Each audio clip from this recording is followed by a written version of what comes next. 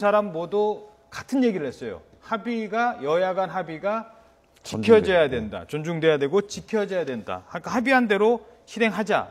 그걸 유승민 원내대표도 합의한 대로 하자. 그랬고 이종걸 원내대표도 합의한 대로 하자. 이게 약간 합의 내용을 무언가를 놓고 약간 아전인수식 해석을 하는 것 같은데요. 이 부분을 한번 먼저 짚어주시죠. 역시 그 날카롭습니다. 저도 그 생각을 했거든요. 두 사람이 똑같은 얘기를 했습니다. 합의한 대로 처리하자. 내용을 보면은 서로가 다른 생각을 하고 있는 거 아닙니까? 새누리당은 합의안에 국민연금 대체소득률 50%는 없다는 얘기입니다. 그렇죠. 그래서 그거 없이 가자는 거고 이종걸 원내대표는 그거 있다. 그렇죠. 그러니까 합의한 대로 가자. 그래서 같은 말을 했지만 전혀 다른 100% 다른 말을 지금 서로가 뼈 있는 말을 주고받았는데 정말 그 앞으로 치열한 또 공격과 수비가 예상됩니다. 예. 그러니까 아니 합의한 대로 가자라고 하는 얘기는 서로 다른 합의 내용. 지난번에 합의한 대로 못 갔던 건데 그런데 그 전에 합의한 데가 뭐냐는 얘기인데 그거 조금만 더 분석해 주시겠습니까?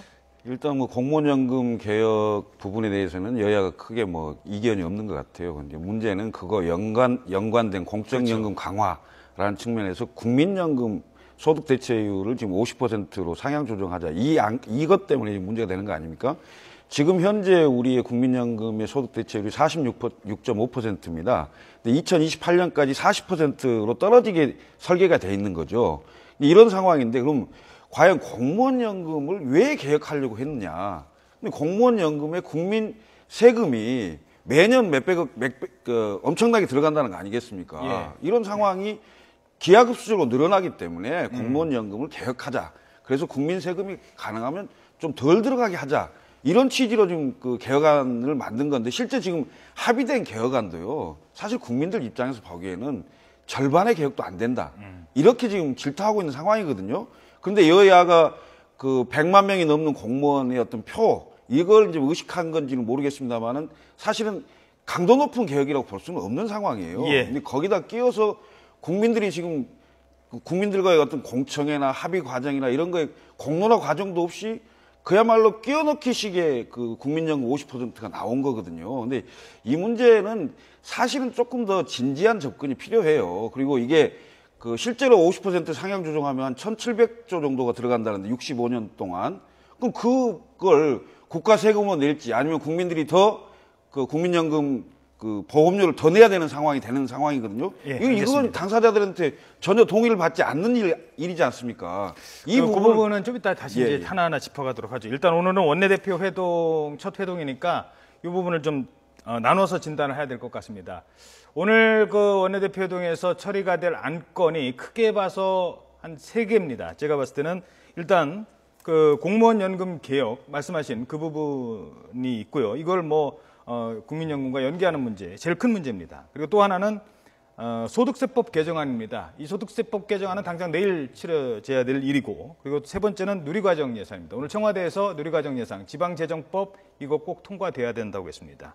자, 그리고 또 하나 뭐 짚자면 박상욱 대법관 그 여당 단독 처리에 대한 뭐 그동안에는 이종걸 원내대표가 사과를 요구했는데 뭐 이건 원내대표 회동에서 뭐 특별하게 언급될 부분이 있는지는 모르겠습니다만 이렇게 4가지 정도로 봤을 때 일단 쉽게 해결할 수 있는 사안부터 질문드리죠. 소득세법 개정안. 네. 이거 내일 처리하는 거 요거는 오늘 합의가 좀 이루어지지 않겠습니까? 어떻게 보세요? 그렇죠. 조금 전에 그 이종걸 원내대표가 요거는 해야 된다고 했기 때문에 이건 뭐 쉽게 될 거야. 왜냐하면은 지금 그 봉급 생활자들 가장 관심 있는 분야인데 예. 이거 늦췄다고는 정치권이 여야를 막느라고 싸잡아 비판을 받으니까 이거는 가장 가볍게 넘길 수 있을 것 같고 누리과정은 조금 복잡하죠. 이런 문제가 있고 그다음에 대법관 인사청문회는 뭐 과거의 일이지만 유승민 원내대표가 사과를 했습니다. 예. 그렇기 때문에 받아들인 것 같은데 저는 이종걸 원내대표가 뭐 그 지난 일을 가지고 뭐 의회주의의 폭거다 이런 말 쓰는데 이제는 사선 의원의 원내대표이기 때문에 이제 운동권 출신적인 그런 용어도 이제 어울리지 않는 거예요.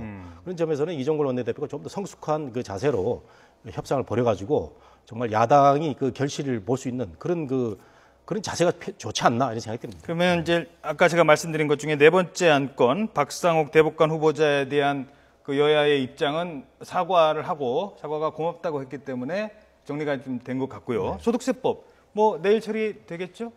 저도 뭐 입장이 거의 동의. 자, 그러면 이렇게 질문드릴게요. 소득세법은 둘 다 합니다. 예. 자, 그러면 소득세법을 따로 끊고 네. 내일 소득세법만 하고 예. 공무원연금 그 다음에 가자고 할 건지 아니면 소득세법을 놓고 자 소득세법을 하려면 공무원연금도 같이 해야 된다. 이렇게 가서 또 이게 안건이 엉키는 경우가 있거든요. 어떻게 갈까요? 나눠서 갈까요? 저는 이 부분은 나눠 갈 가능성이 있다 이거. 예. 왜냐하면 그 소득세법 같은 경우는 다급하거든요. 그리고 정부에서도 내일이 마지노선이다. 그렇지 않으면 5월 달에 그게 처리가 안 되고 6월 달로 넘어가면 개인들이 전부 신청을 해서 찾아야 되는 상황이기 때문에 예. 봉급 생활자들한테 엄청나게 그 비판을 많이 받을 사안입니다. 그래서 그렇죠. 이 부분은 아마 여야가 공히 내일 처리할 가능성이 높다 이런 생각이 들고요. 국회가 여야 협상을 하면서 저는 이 점을 좀 지적하고 싶어요. 어떻게 법안을 가지고 야당이 그 요구하는 법안과 여당이 요구하는 법안을 거래하는 식으로 주고받는 협상을 하는지 나는 도대체 이해를 할 수가 없어요. 아하, 예. 왜냐? 문제적인 이게 지적이시네요, 보다. 당리당략적인 접근이거든요. 국민을 보고 법안 하나하나의 적절성을 봐야 되는 거죠. 그리고 그것이 뭐 어느 당이 유리하다 불리하다 이렇게 가서는 안 된다는 거죠. 그래서 공무원연금법은 공무원연금법, 국민연금에 관련된 국민연금에 관련된 거. 그래서 야당이 연계 전략을 써서 마치 정부 여당이 어떤 정책도 실현할 수 없도록 만들어서 실패한 정부로 만들려고 해서 그거에 대한 반대급부로 다음에 어떤 뭐 국민의 신뢰를 얻는다, 이른바 발목 표를 잡기. 얻는다. 이렇게 가서는요, 야당이 만년 야당도 아니고요, 10년간 집권을 했던 세력 아닙니까? 예. 이 세력이 국민들로부터 신뢰를 얻으려면 이런 식의 연계 전략을 써서 발목 잡아서는 절대 안 된다. 그래서 법안 하나하나 그것대로 적절성을 따져서 표결할 거 있으면 표결을 하고 반대할 거 있으면 그 내용 국민들한테 반드시 알려서 이건 절대 안 됩니다라고 요구를 한다든지요. 이런 상황으로 바뀌어야 된다는 거죠. 자, 그러면은 예, 13월에 이제 월급은 이제 받는 쪽으로 이제 될 것 같고요. 그리고요. 예. 김 교수님이 아주 좋은 지적을 하셨는데 왜 이렇게 주고받는 그 법률이 생겼냐면 국회 선진화법입니다. 국회 선진화법 때문에 여야의 사전 합의가 없는 모든 국회의 법 그 통과 절차가 어렵게 돼 있기 때문에 이런 일이 생기는 거거든요. 그래서 지금 뭐 이제 주고받는 거래가 있다는 분위기도 있고, 그다음에 그 공무원 연금 개혁하고 내일 그 급한 소득세법 이런 그 문제는 분리하기로 이미 그 야당은 그 방침을 미리 정했고요. 예. 그 뭐 잘한 일이라고 보고 이제 또 야당이 또 굉장히 그 스마트해지고 야가졌다고 또 할 수 있는 게 이번에 공무원 연금 개혁안 그 통과되지 못한 다음 날 바로 그 5월 임시국회를 야당이 먼저 요구를 했거든요. 이런 걸 보면은 야당이 이제 국민들한테 욕먹지 않으면서 싸우겠다는 그런 의지는 많이 표현된 것 같아요. 그런 점에서는 그 야당의 전술이 좀 돋보이는데 저는 가장 큰 문제는 여야가 빨리 국회 선진화법 이거 빨리 없애야 된다고 생각합니다. 이거 있는 한 우리나라 국회의 그 생산성이라든가 이 효율성은 정말 후진적인 모습을 보지는 못할 것 같아요. 예. 근데 그 점에서 한 말씀만 드리면 국회 예. 선진화법 때문에 자꾸 뭐가 안 된다고 그러는데 국회 선진화법의 과정을 통해서 법안을 한 번이라도 해결해 본 적이 없어요. 90일간의 숙성 기간 때문에 그리고 3분의 2 찬성 규정 때문에 어차피 안 될 것이다 해서 모든 법안이 정치화돼서 원내대표 회담으로 올라오는데요. 해당 상임위에서 국회 선진화법을 발동해서 실제 법안 처리를 해보라 이겁니다. 한 번도 해보지 않고 무조건 그것 때문에 안 된다는 것은 좀 곤란하다 이런 생각이 좀 듭니다. 예, 거기까지만 듣도록 하겠습니다. 지금 오늘 또 하나 지금 얘기가 되는 게 아침에 그 11시에 청와대에서 입장을 발표했습니다. 입장 발표할 때 공무원연금 개혁안 반드시 처리돼야 된다라고 했고 또 하나는 누리과정 예산도 역시 반드시 처리해야 된다고 했습니다. 청와대는 오늘 국민연금은 아예 언급도 안 했습니다. 자, 두 번째 그 누리과정 예산 관련된 거, 이거 지방세법 개정안, 이거는 어떻게 협상될 것 같습니까? 이것도 좀 시간이 좀 필요할 수 있습니다. 왜냐하면 누리과정이 당장 예산이 들어가야 되는 상황도 있긴 하겠습니다만은 여야의 입장차가 좀 있거든요. 왜냐하면 이건 정부에서 해야 될 일인데 왜 지자체에다가 떠넘기느냐 뭐 이런 그 쟁점들이 있어요. 이 쟁점들을 하루 이틀 내에 바로 처리하기가 쉽지 않을 거로 보입니다. 그래서 관련 상임위 그다음에 원내대표 회담이 여러 차례 열리는 이런 상황으로 좀 진행될 것 같은데 그래도 이것이 5월 국회 처리가 불가능하다면 정기국회까지 끌고 가서는 저는 안 된다고 생각합니다. 그래서 6월 국회 정도 내에서는 반드시 처리되지 않겠나 이런 생각이 듭니다. 예, 어떻습니까? 예, 저도 뭐 김 교수님과 비슷한 생각인데요. 결국 누리과정은 근본적으로 복지 논쟁이라는 큰 그 이슈를 그 불씨를 안고 있기 때문에 쉽게 이렇게 통과시키기는 어려운 상황이 되더라도 우선 급하기 때문에 온 나라의 지금 그 학생들 아이들이 이 급식 논란에 휘말려 있는데 급하기 때문에 지혜를 솔로몬의 지혜를 발휘해가지고요. 여야가 이거는 정말 그 당리당략 얽매이지 말고 우리 김 교수 말씀대로 빨리 처리되는 그런 방향이 되지 않을까 생각이 됩니다. 자, 그러면 뭐 세 가지 안건은 뭐 여기서도 다 이제 해결이 됐습니다. 제일 이제 중요한 거, 아까 다시 처음으로 돌아가겠습니다. 합의를 지켜야 한다라고 얘기를 했는데 서로 동상이몽 아전인수 해석을 하고 있는 딱 공무원연금까지는 합의가 됐다고 치니까 자, 국민연금 그 50%를 넣을 건가 말 건가 오늘 또 얘기 나올 거예요. 어디부터 논의를 시작해야 될까요? 그 과거에 우영근 원내대표의 논의까지 하고 자 그러면 본회의로 가야 되는 건지 아니면 이거 합의 안 되면 다시 공무원연금도 어려워진다. 뭐 어디부터 논의를 시작할까요? 저는 이제 국민연금 부분은 조금 더 그 심도 있는 논의를 해야 된다고 생각하고 어허. 공무원연금 부분은 개혁이 사실은 늦었어요. 시급한 사안이거든요. 이런 사안들에 대해서는 기양 합의가 돼 있기 때문에 그 합의안을 가능하면 존중해서 먼저 처리를 하고요. 어허. 처리하고 국민연금 부분에 대해서는 여야가 예를 들면 뭐 위원회라든가 뭐 대타협 기구를 만든다든가 이런 부분에 대해서 합의를 좀 이끌어내서 제가 보기에는 50% 명시는 거의 곤란할 겁니다. 국민들이 반대할 거예요. 지금 실제 여론조사나 뭐 그 민심을 들어보면 아니 내가 낼 사람은 생각지도 않는데 왜 자기네가 더 준다 그래서 내라 그러냐. 그냥 우리가 국민연금 가입자가 돈을 안 낼 경우에 결국 그건 세금으로 그 줘야 되는 상황 아닙니까? 그렇죠. 이런 상황에 대해서 충분한 그 논의 과정이 있어야 되거든요. 그렇다면 국민연금하고 공무원연금을 연계하는 방식에서 조금 분리할 필요가 있다. 단 논의할 수 있는 기구나 또 언제까지 논의를 해보자든가 이런 부속적인 합의는 좀 필요하겠죠.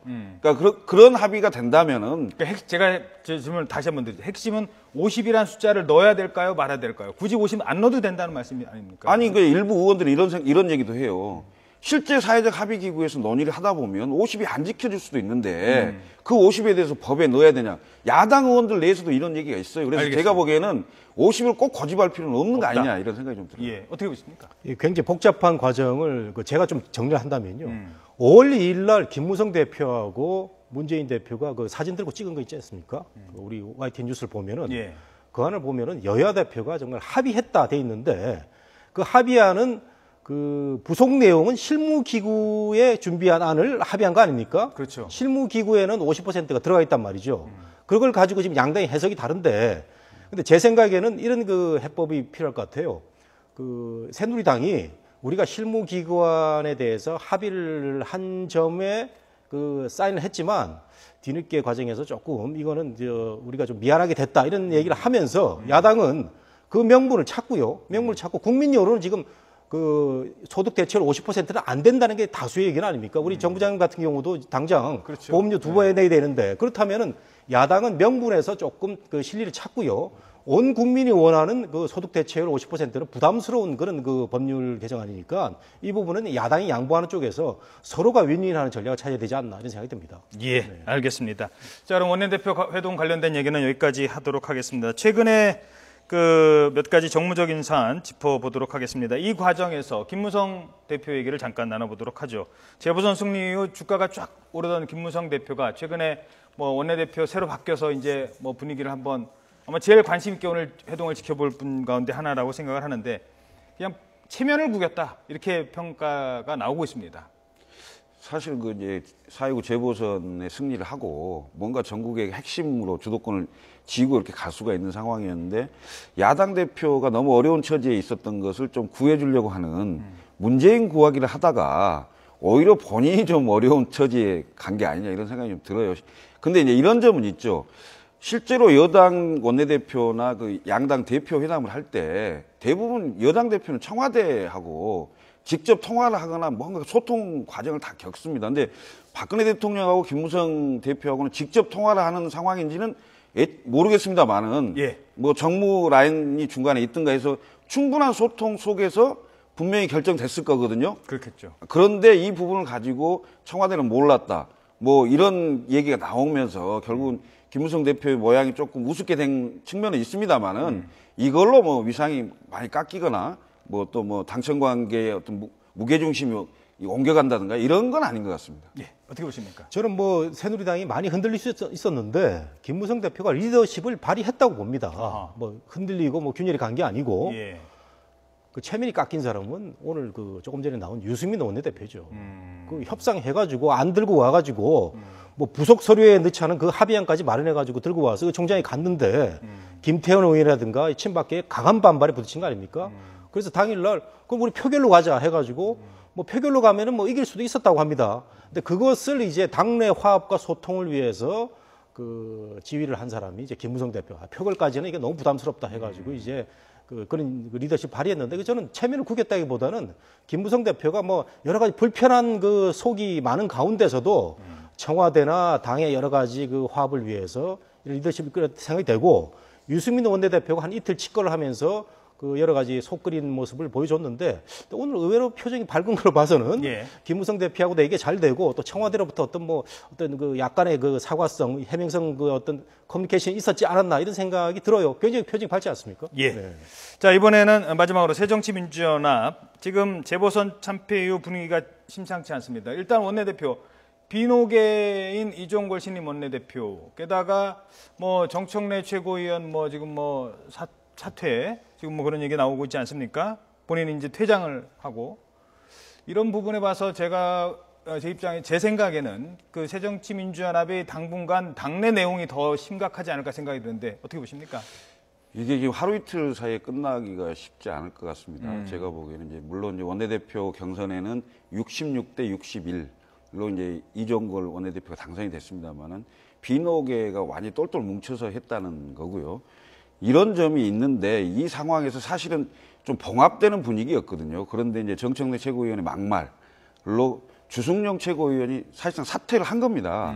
그래서 그 뭐 이제 언론과 인터뷰하면서 쉽고초로를 해도 돌아오지 않을 것이다.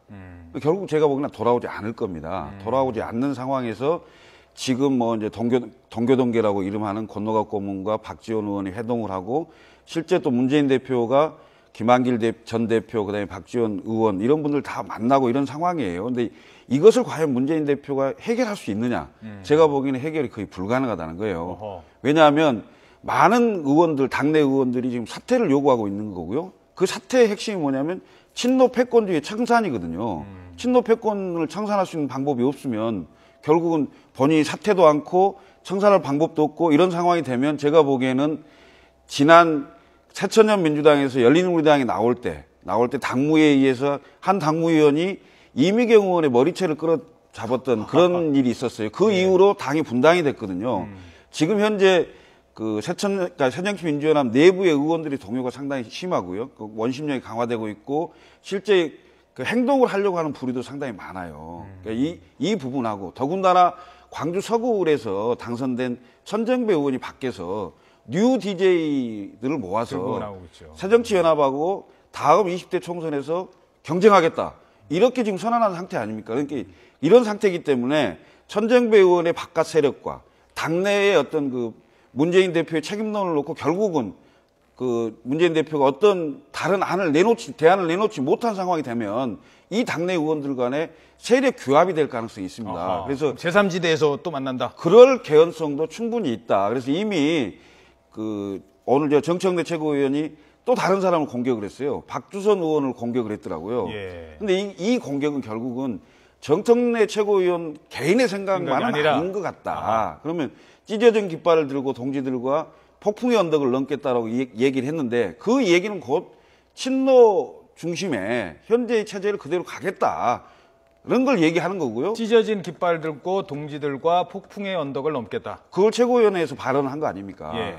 그러니까 그런 생각이 있는 거면은 결국은 그러니까 당대표 사퇴 책임론을 요구하고 있는 박주선 의원이나 주승용 최고위나 이런 분들을 공격하는 것은 결국은 예. 그분들의 도덕성에 상처를 내기 위한 또 다른 얘기 아니냐 이런 생각이 듭니다. 알겠습니다.